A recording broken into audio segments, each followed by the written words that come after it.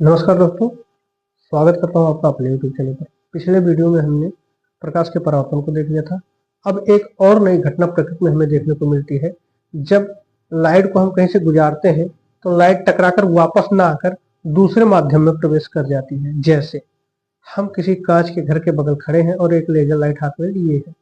Laser light हमने on किया, वो कुछ देर हवा में उसकी किरणें चली, उसके बाद वो शीशे के जो कांच का घर है उसमें प्रवेश कर गई, या कांच का कोई बॉक्स है उसमें प्रवेश कर गई।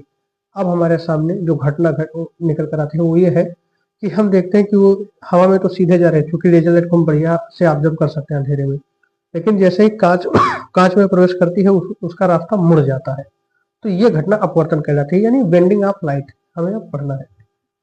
देखिए, हमारे पास अभी तक परावर्तन में पढ़ते थे कि प्रकाश की किरण टकराकर उसी माध्यम में वापस आ जाती है जिस माध्यम में वो जाती है। ठीक, दर्पण पर क्या होता था कि प्रकाश की किरण हवा, मान लीजिए हम खड़े हैं यहाँ पर और हमने कोई टार्च जलाया, तो किरण जाकर किसी चमकदार या पॉलिशदार सतह से टकराकर फिर हमारे पास वापस आ जाती है। लेकिन इसमें क्या है कि वो हवा में ही गई और हवा में ही वापस आई है। लेकिन यहाँ क्या होगा कि हवा में जा रही है, कुछ देर बाद वो पानी में चली जाएगी या ग्लास में चली जाएगी या मिट्टी तेल में चली जाएगी। अगर माध्यम बदल रहा है तब क्या होता है, तब कौन सी घटना होती है वो हमें देखना है। तो ये हमने दो माध्यम लिया। हमने कहा कि ये जो पेपर एकदम आपका सफेद है, ये क्या है, हवा है। इसके बाद जो ये हल्का सा ब्लू कलर का है, ये आपका क्या है, पानी है। अगर हम चाहें तो इसे हम ग्लास भी कर सकते हैं। ठीक है, चलो हमने ग्लास ले लिया है, इसको मैंने हवा मान लिया, इसको हमने ग्लास मान लिया। ठीक है,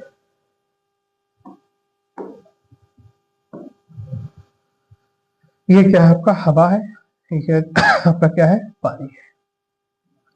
हवा में से हम लेजर लाइट जलाएंगे और कुछ देर वो हवा में जाएगी, फिर वो पानी में जाएगी। फिर कैसे होता है ये हम देखते हैं। सबसे पहले मैं लिख लेता हूँ, ये माध्यम 1 है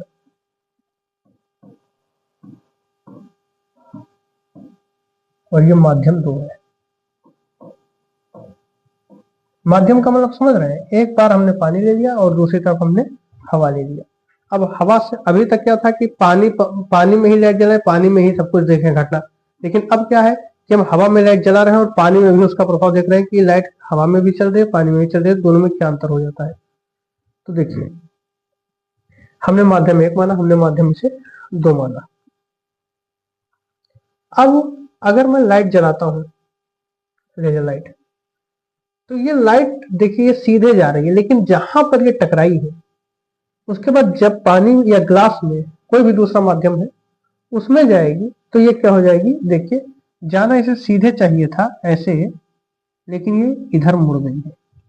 जो ये रेखा है उधर मुड़ गई है। ये रेखा क्या है, ये रेखा है अभिलंब। अभिलंब कैसे हमें मिलता है, तो जहां पर दोनों सतह मिल रही है और लाइट की किरण आकर टकरा रही है, उन दोनों सतहों के लंबवत हम एक रेखा खींच देते हैं, वो क्या कहलाती है, अभिलंब।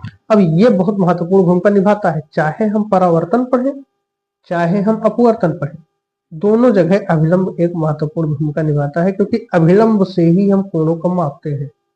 जो कोण बनेगा लाइट और अभिलंब के बीच में, वही हमारे लिए मायने रखता है। तो हमारे लिए क्या मायने रखेगा, एक तो हम ये कोण बना सकते हैं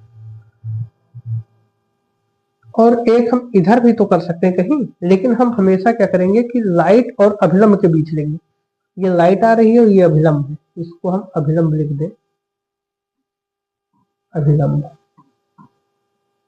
ठीक, तो लाइट आ रही है और अभिलंब के बीच का क्या है, कोण है। इसको हम अगर हम आई लिख दें और ये अभिलंब है और ये लाइट जा रही है। देखिए ये लाइट जो जा रही है, ये होता क्या है कि हमने प्रकाश को किस पर मारा है, पानी पर, तो वहां से कुछ टकराकर वापस भी आएगा, पूरा का पूरा उसके पानी के अंदर नहीं जा रहा है, कुछ परसेंट टकराकर वापस आ रहा है, कुछ इंटेंसिटी भी वापस आ रही है। अभी इंटेंसिटी में चेक करके दिखाता हूँ कितना कितना होता है। ये आपका क्या हो जाता है, आर।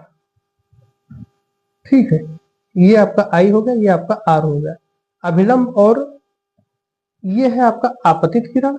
आपतित मतलब आ रही है, आपतित किरण। और ये है आपका अपवर्तित, वहां परावर्तित होता था, अपवर्तित किरण।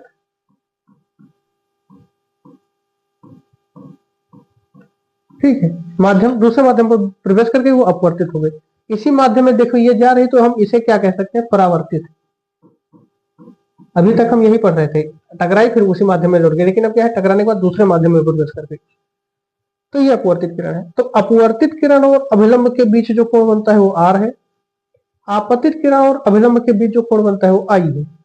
तो एक स्नेल साहब थे, उन्होंने एक नियम दिया था, स्नेल का नियम, ये इंपॉर्टेंट है, स्नेल का नियम। वो ये है n equal to sine i by sine r. ठीक है, यानी अपवर्तनांक है जो है वो sine i by sine r है। इसकी ज्या और इसकी ज्या, यानी इसका साइन ले लें, इस एंगल का साइन और इस एंगल का साइन ले लें, उनका जो रेशियो आता है वो अपवर्तनांक कहलाता है। और अपवर्तनांक किसका, पहले माध्यम के सापेक्ष दूसरे का। क्या है, पहले माध्यम के सापेक्ष दूसरे का, यानी हम लिख सकते हैं 1n2। तो दूसरा कौन सा है, ये है, ये हम क्या माने, ग्लास है, ये कांच है। और पहला क्या है, एयर है, यानी हवा। तो जब लाइट हवा से कांच में जा रही है तो क्या हो रही है, अभिलंब की तरफ झुक रही है। और अगर यही कांच से हवा में जाता तो ये अभिलंब से दूर हो जाता। अब यहाँ पर दो चीजें आती हैं कि कब ये अभिलंब की तरफ झुकेंगी और कब ये अभिलंब से दूर हटेंगी। कहने का मतलब यह है कि अगर ये लाइट आप देखो, तो अगर हम कहते हैं कि इधर से जाता ये लाइट, तो इसको जाना चाहिए ऐसे, इसके इस रेखा से किनारे, लेकिन ये इस रेखा से दूर जा रहा है, यहां से जा रहा है। तो हम कहेंगे कि ये देखो, ये चूंकि सघन है, प्रकाशिक सघन है, यानी सघन का मतलब ये हुआ कि उसमें लाइट कम तेजी से चल पाए। विरल का मतलब ये हुआ कि लाइट तेजी से चल पाए, इसकी सापेक्ष इसमें ज्यादा तेजी से चल पाए। तो विरल और सघन दोनों शब्द आप समझ सकते हैं कि सघन मतलब जो घना है और विरल मतलब जो है खाली, लगभग थोड़ा थोड़ा खाली है। तो इसको लाइट को इधर होना चाहिए, लेकिन ये लाइट और इधर भग गई। इसके विपरीत अगर हम देखें तो ये लाइट ऐसे जानी चाहिए थी, लेकिन ये लाइट इसकी तरफ झुक गई। अब यहां समझिएगा, ये है विरल। विरल का मतलब क्या है, इसमें लाइट बहुत तेजी से चलेगी। और ये है सघन, इसमें लाइट थोड़ा धीमे चलेगी। तो जब विरल से सघन में जा रही है, ये विरल है, खाली है, विरल से सघन में जा रही है नीले कलर वाले में, तो क्या होता है, अभिलंब की तरफ झुक जाती है। और जब सघन से विरल की तरफ आती है तो अभिलंब से दूर हट जाती है। ये नियम है। तो हमारे पास दो नियम आते हैं। पहला, आपतित किरण, अपवर्तित किरण और क्या नाम है, अभिलंब, तीनों के कहां पर है, एक ही तल पर है, यहां। ठीक है, पहला नियम ये है। दूसरा नियम क्या है कि देखिए, आपतित किरण, अपवर्तित किरण और अभिलंब एक ही बिंदु पर यहां पर आपको मिल रही है, पहला नियम है। दूसरा नियम क्या है कि जब प्रकाश आपका विरल माध्यम से, यानी खाली थोड़ा बहुत जगह कम, घनत्व इसका कम है, प्रकाशिक घनत्व कम कहिए, उससे आपका सघन माध्यम में जाता है तो अभिलंब की तरफ झुक जाता है। यानी एक तरीके से समझ लीजिए कि खाली स्थान से भीड़ भाड़ वाले इलाके में जाता है तो अभिलंब की तरफ झुक जाता है। और जब खाली से सघन से विरल में जाता है, सघन से देखिए विरल में जा रहा है, तो अभिलंब से दूर हट जाता है। यही दो नियम है। पहला नियम क्या है, आपतित किरण, अपवर्तित किरण, ठीक है, और अभिलंब, तीनों एक ही बिंदु पर या एक ही तल पर होते हैं। और दूसरा क्या है आपका कि जब आपका विरल माध्यम से सघन माध्यम में जाता है तो अभिलंब की ओर झुक जाता है किरण, और जब सघन माध्यम से विरल माध्यम में आता है तो अभिलंब से दूर हो जाता है। तो ये जो है आपके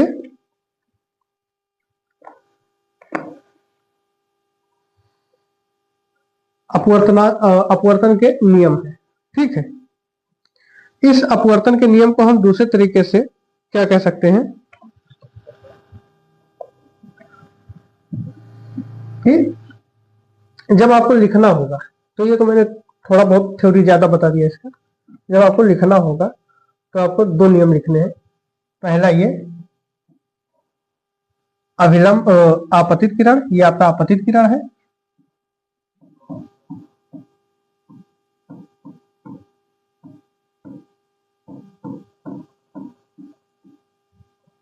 अपवर्तित किरण, ये आपका अपवर्तित किरण है जो दूसरे माध्यम में झुक जा रही है।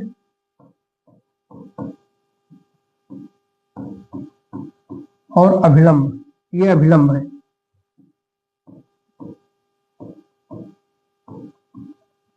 ये तीनों एक ही तल में होंगे, एक ही तल में होंगे। पहला नियम।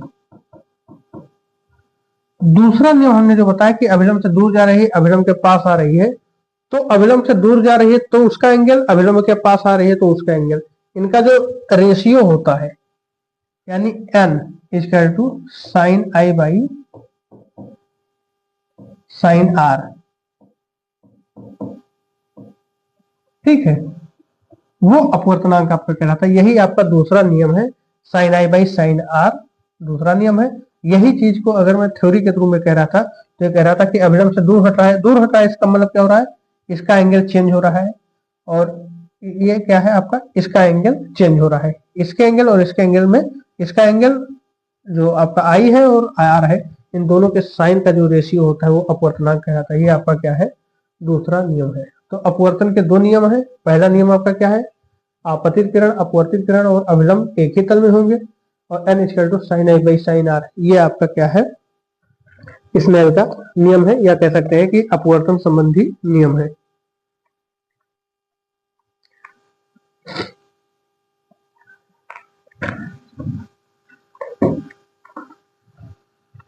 एक चीज और ध्यान रखिएगा,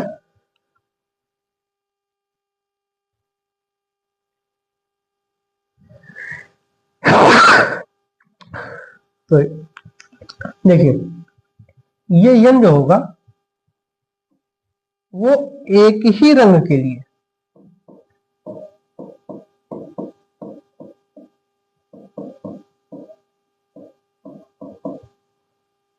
ठीक है, एक ही रंग के लिए, एक ही पदार्थ से बने या किसी माध्यम में एक ही रंग के लिए ये नियम फॉलो करेगा। ये नहीं है कि बैगनी के लिए भी हम ये फॉलो करा ले, फिर उसके बाद हम हरे के लिए भी एक हरा ले लें एक बैगनी ले लें, दोनों के लिए नहीं।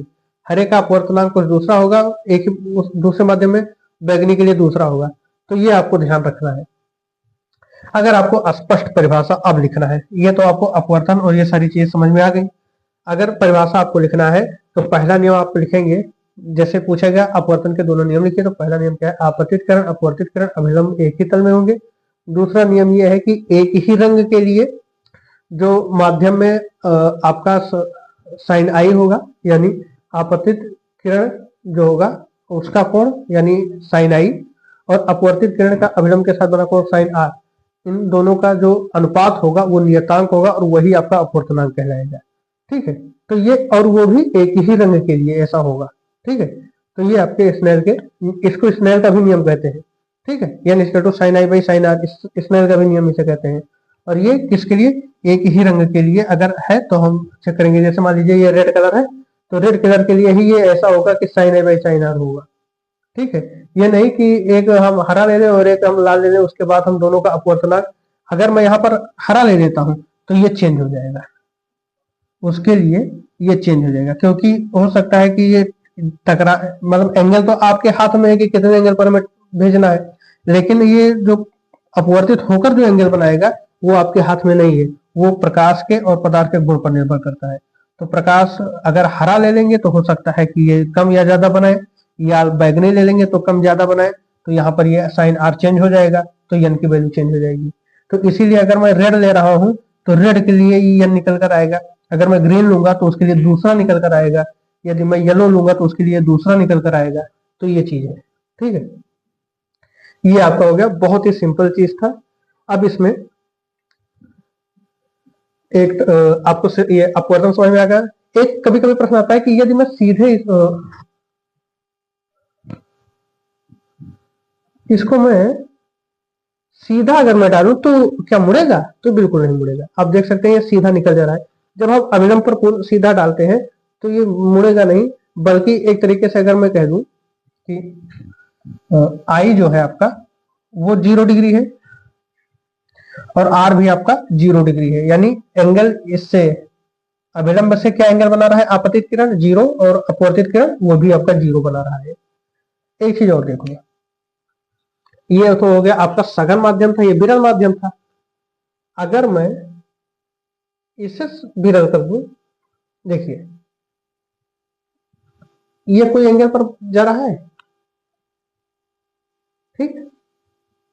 पहली बार देखिए ये कोई एंगल है, ये हवा है, ये आपका ग्लास है, समझ रहे हैं? अगर मैं इसे भी ग्लास कर दूं तो क्या ये एंगल ऐसे ही रहेगा या लाइट सीधा निकल जाएगी? तो आइए हम देखते हैं। अगर मैं इसे भी ग्लास कर देता हूं तो देखिए ये भी ग्लास हो गया, ये भी ग्लास हो गया, तो जब एक ही माध्यम है तो सीधी लाइट निकल जाएगी, कहीं बेंड नहीं होगी। कब बेंड होगी?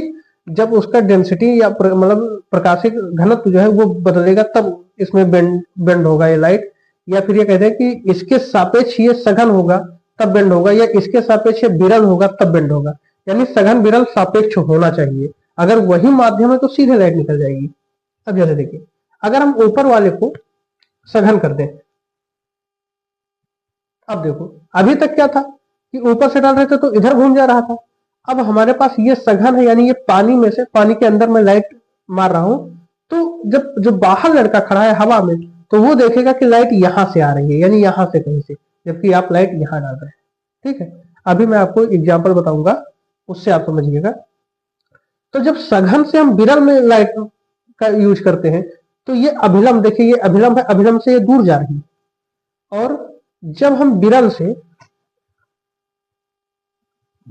ये अब पानी हो गया, ये ग्लास हो गया, तो पानी से ज्यादा घना होता है ग्लास। जब हम विरल से सघन में करते हैं तो ये अभिलंब की ओर जाती है। यही चीज अगर मैं हवा कर देता हूं तो ये अभिलंब से दूर चली जाती है। तो ये हो गया विरल और सघन माध्यम। आपको ध्यान रखना है दो चीजें। जब विरल माध्यम से सघन माध्यम में लाइट जाएगी तो अभिलंब की तरफ घूमेगी। जब विरल माध्यम से, ये मान लीजिए, जब विरल माध्यम से सघन माध्यम में आएगी तो लाइट अभिलंब की तरफ घूमेगी, और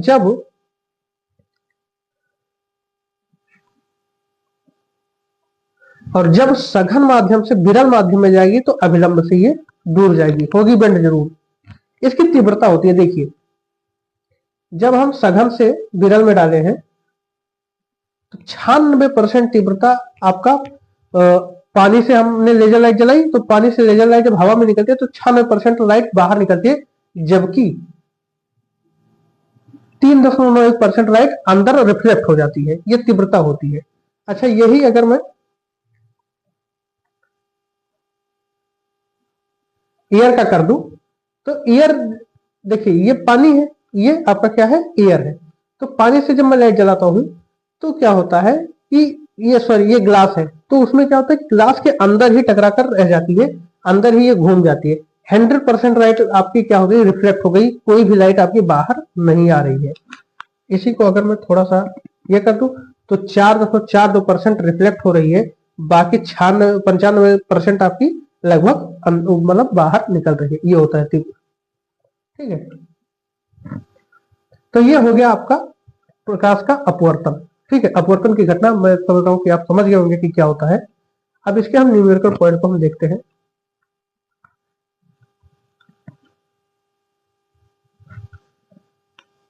वेब में देखना चाहो तो वेब में कुछ इस तरीके से दिखेगा ये आपको। अच्छा, एक और आता है पूर्ण आंतरिक परावर्तन और क्रांतिक कोण। ठीक है, ये सघन है आप जान रहे हैं, ये विरल है ये भी आप जान रहे हैं। अब मैं एक काम करता हूं कि धीरे धीरे धीरे धीरे मैं ऐसे इसके एंगल को, देखिए ये एंगल बढ़ रहा है ना, इसी एंगल को मैं देख रहा हूं अभिलंब से, मैं एंगल बढ़ाता जाता हूं बढ़ाता जाता हूं बढ़ाता जाता हूं। ठीक है, ये यहां पर पूरा नहीं दिखा रहा है, लेकिन एक स्थिति ऐसी आती है जब ये, अगर हम सी कोई मान लेते हैं क्रांतिक कोण है, ऐसा एंगल है सी, तब होगा जब ये लाइट जो है, ये वाली लाइट ये इस पर आ जाए। ठीक है, इस सतह को एकदम छूते हुए निकले। ऐसा एंगल जिस पर जो अपवर्तित किरण है वो 90 डिग्री का कोण बना ले। अपवर्तित ये हमारे हाथ में था, मैंने ऐसा एंगल चूज किया जिससे अपवर्तित किरण जो है ये किरण वो अभिलंब से 90 डिग्री का कोण बना ले। तो इससे हम कहते हैं क्रांतिक कोण। क्या कहते हैं? क्रांतिक कोण। और क्रांतिक कोण इसको हम सी से लिखते हैं। ठीक है, ऐसा एंगल अपवर्तित किरण का जिस पर आपका ये आपतित किरण का ऐसा एंगल जिससे अपवर्तित किरण अभिलंब से 90 डिग्री का कोण बना ले। ठीक है, अब ये अभी तक जो अंदर इधर निकल रहा था ये धीरे धीरे बढ़ते बढ़ते यहां तक पहुंच गया। ठीक है, इस पर अब दिखा नहीं रहा है, तो हम दिखाते, ये डायरेक्ट यहां से कूद कर यहां चला जा रहा है, लेकिन हमें देखना क्या है कि ये 90 डिग्री का कोण बना दे। अब हम क्या करते हैं कि अगर हम लाइट को थोड़ा सा और घुमाते हैं, अब होता क्या है कि ये अंदर ही परावर्तित हो जा रहा है। अभी तक अपवर्तित होता था, बेंड होता था, अब क्या हो रहा है? एक ही माध्यम में परावर्तित हो जा रहा है। अब यहां पर क्या कहेंगे? देखिए, पहले क्या था? सी था, यहां तक सी था। ठीक है, अब उससे हम ज्यादा और बढ़ा दिए, यहां कर दिए। अब जब यहां कर दिए तो ये अंदर ही परावर्तित हो जा रहा है। इसका मतलब क्या हुआ कि ये पूर्ण आंतरिक परावर्तन है, उसी के अंदर परावर्तन हो जा रहा है। इसी को हम कहते हैं पूर्ण आंतरिक परावर्तन। अब पूर्ण आंतरिक परावर्तन होने के लिए दो कंडीशन चाहिए। ये आप हवा में ऐसा नहीं कर सकते थे कि हवा में ही अंदर पूर्ण आंतरिक परावर्तन हो जाए। ये तभी हो सकता है जब प्रकाश सघन माध्यम से विरल माध्यम में जा रहा हो। जब प्रकाश सघन माध्यम से विरल माध्यम में जा रहा हो तब क्रांतिक कोण से जैसे ही हम अंदर बढ़ाते हैं, क्रांतिक कोण पर तो यही तक था, और जैसे ही क्रांतिक कोण से बढ़ाते हैं ये फर से ऊपर चला जाता है उसी माध्यम में वापस, तब होता है पूर्ण आंतरिक परावर्तन। तो पूर्ण आंतरिक परावर्तन क्या होता है कि जब प्रकाश की किरण सघन माध्यम में ही वापस लौट आए, सघन माध्यम से जाकर सघन माध्यम में ही वापस लौट आए, तो वो क्या कहलाती है? पूर्ण आंतरिक परावर्तन। सघन माध्यम से विरल माध्यम की तरफ जा रही थी, लेकिन सतह से टकराने के बाद अपने उसी माध्यम में वापस लौट जाती है, सघन माध्यम में ही। अगर ये चीज मैं विरल माध्यम में देखना चाहूं तो ये विरल माध्यम में संभव नहीं है। जैसे देखो, अगर इसी को मैं विरल कर दूं, इसी को मैं विरल कर देता हूं,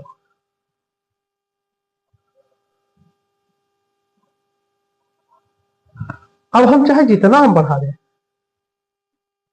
ये नहीं होने वाला है, ये अंदर परावर्तित नहीं होगा। ये जो आप देख रहे हैं ये हल्की लाइन है, ये हल्का सा रिफ्लेक्ट होता है। जैसे आप पानी में टार्च लगाएंगे या लेजर लाइट लगाएंगे तो थोड़ा सा रिफ्लेक्ट कर जाएगी लाइट, वो उस लाइट को नेगलेक्ट कर देते हैं। ये कुछ ही परसेंट होगा, देखो कितने परसेंट है ये आपका, 24.41% है। अभी इसे चाहे जितना बढ़ा दें ये पूर्ण आंतरिक परावर्तन का रूप नहीं ले पाएगी। ठीक है, लेकिन अगर यही मैं विरल माध्यम में कर देता हूं, तो सघन माध्यम में कर देता हूं, ग्लास कर देता हूं, अब देखो इतने पर ही ये अंदर परावर्तित हो गया। तो ये होता है पूर्ण आंतरिक परावर्तन। सघन माध्यम से विरल माध्यम में कोई लाइट जा रही होती है और उसको हम क्रांतिक कोण से ज्यादा एंगल पर आपतित किरण करवा देते हैं, तो वो क्या होता है? उसी माध्यम में यानी सघन माध्यम में ही वापस लाइट चली जाती है, और इसी को कहते हैं पूर्ण आंतरिक परावर्तन। अब आइए हम इसके कुछ यूज को देख लेते हैं और उसके बाद हम नेक्स्ट वीडियो में इसके क्वेश्चन पर हम डिस्कस करेंगे।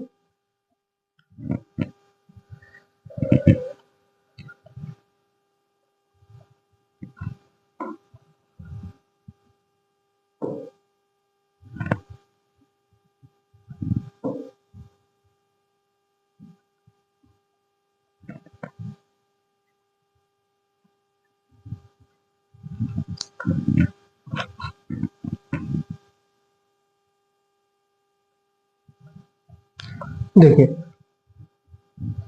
हमें ये डिस्कस करना है कि मान लीजिए कि एक बाल्टी पानी है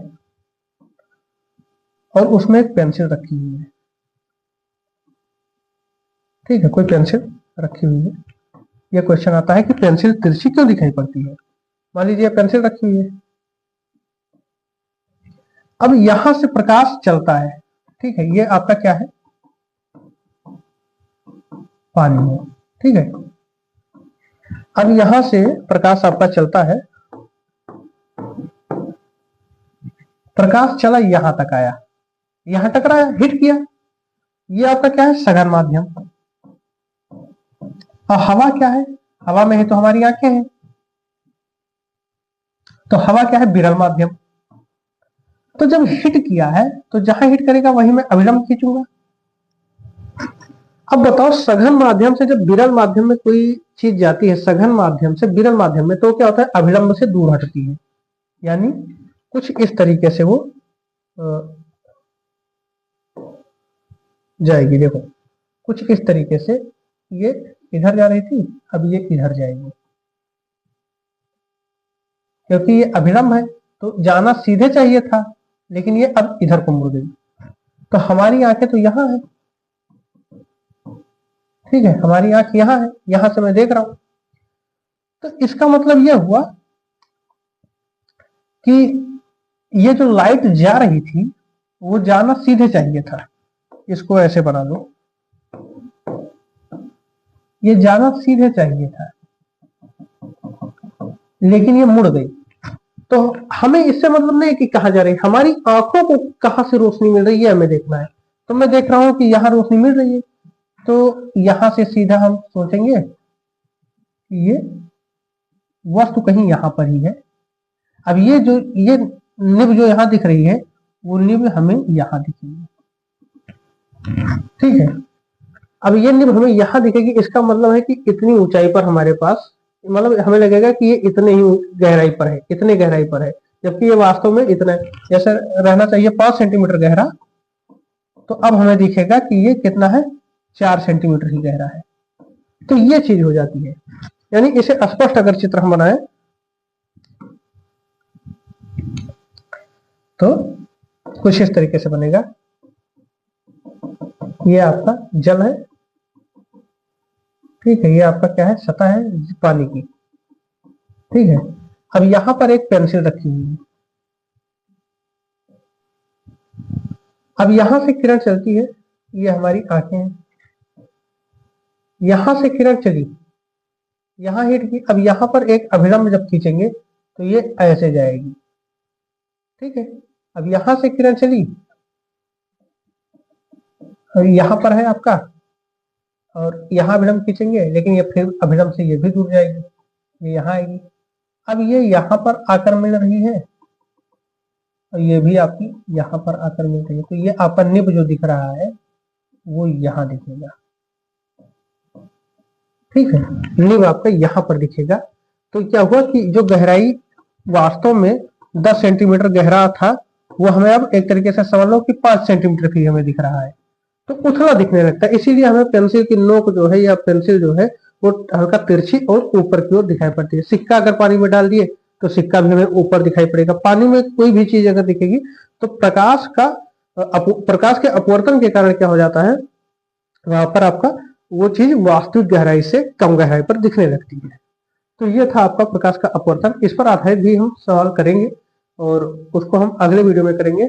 अगर ये वीडियो आपको पसंद आया हो तो प्लीज लाइक शेयर सब्सक्राइब जरूर करें। धन्यवाद।